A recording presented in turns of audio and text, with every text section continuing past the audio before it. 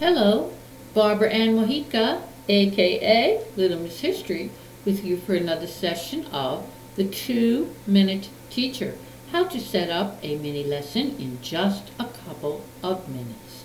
Today's lesson is learning about the history of movies and retelling it on a timeline. And this is a fun activity that you can do with your students that will help with reading comprehension and sequencing. To do it, you will need 3 worksheets from education.com. The link to finding them on my Pinterest board will be in the show notes.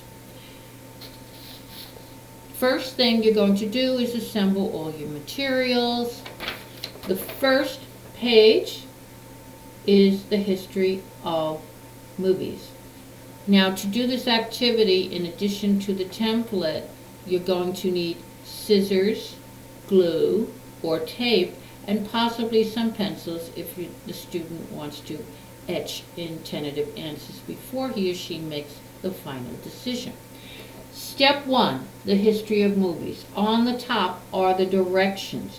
The student is going to read very carefully the 5 paragraphs about the history of movies. Maybe this will need to be read a few times. And then the student will be ready to move to page 2. Here is page 2, where there are boxes that encapsulate the events of the history of movies. Now, after the students read the boxes, the student must decide what is the correct order. Perhaps may need to refer back to the story again. The student may want to use a pencil to decide which order they need to be placed in. Cut out each of these squares. The final page is the history of movies. You will need to turn it sideways. There are 5 boxes, and you're going to put them in order 1, 2, 3, 4, 5, from the oldest to the most recent. Glue or tape them in sequential order.